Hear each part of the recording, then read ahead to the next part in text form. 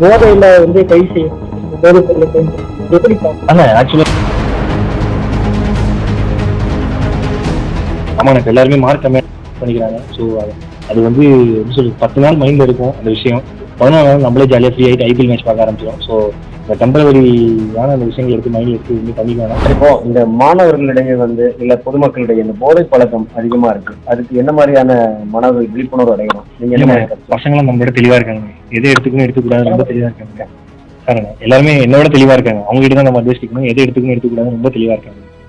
திரைப்படங்கள்ல மட்டுமே மது வேண்டாம் போதை வேண்டாம் சொல்லிட்டு நடிக்கக்கூடிய நடிகர்கள் இன்னைக்கு போதையில கை செய்யப்பட்டிருக்கு போதைப் பொருளை பயன்படுத்தி எப்படி பார்க்கணும்? நானே இன்னும் திரைப்படத்துக்கு வரல. திரைப்படத்துக்கு இல்ல அது எப்படி பாக்குறீங்கன்னு ஆனா ஆக்சுவலா எனக்கு அதை பத்தி தெரியல. அதுக்குள்ள நான் போனதில்லை. எனக்கு எந்த பழக்கமும் கிடையாது. நான் போனதில்லை. ஸோ அதை பத்தி எனக்கு தெரியல. நிறைய நல்ல விஷயங்கள் இருக்கு.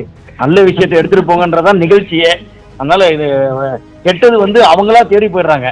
நல்லதை கொண்டு போய் சேருங்க. நன்றி. போய் சேரும். மாணவர்கள் இன்னைக்குமே அவங்க தெளிவாக தான் இருக்கிறாங்க. ஸோ அவங்ககிட்ட நான் தான் நிறைய விஷயங்கள் கேட்டுக்கணும். ஏன்னா என்னோட அப்டேட் ஆகும் திறமையாகவும் எல்லாத்துலேயும் வேற லெவலில் இருக்காங்க. அவங்க கரெக்டாக போயிட்டு இருக்காங்க. எல்லாருமே அவ்வளோ சூப்பராக படிச்சு அவ்வளோ கட் ஆஃப் வாங்கியிருக்காங்க. ஸோ அவங்களுக்கு தான் நிறைய கற்றுக்கணும். நீங்கள் படிப்பு பற்றி சொன்னீங்க சார். அந்த ஸ்மார்ட் டைம் நல்லா படிச்சு மார்க் எடுத்துக்கணும். அந்த மாதிரி நிறைய மாணவர்கள் படிக்கணும் மன அழுத்தத்தில் இருப்பாங்க. ஆமாங்க. அவங்களுக்கு நீங்கள் என்ன சொல்லுங்கள்? ஆமாம் எனக்கு எல்லாருமே மார்க் கம்மியான பண்ணிக்கிறாங்க. ஸோ அது எப்படி சொல்லு 10 நாள் மைண்டில் இருக்கும் அந்த விஷயம். 11 நாள் நம்மளே ஜாலியாக ஃப்ரீ ஆகிட்டு ஐபிஎல் மேட்ச் பார்க்க ஆரம்பிச்சிடும். ஸோ இந்த டெம்பரவரியான அந்த விஷயங்கள் எடுத்து மைண்டில் எடுத்து வந்து பண்ணிக்கலாம். ஸோ அவங்க எல்லாருமே தெளிவாக இருக்காங்க. இப்போ வரக்கூடிய ஆண்டுகள் எல்லாருமே ரொம்ப தெளிவாக அந்த தப்பான முடிவுகள் எடுக்காமல் எல்லாருமே வேற லெவலில் வந்துட்டு இருக்காங்க. ஸோ கண்டிப்பாக அவங்க வருவாங்க.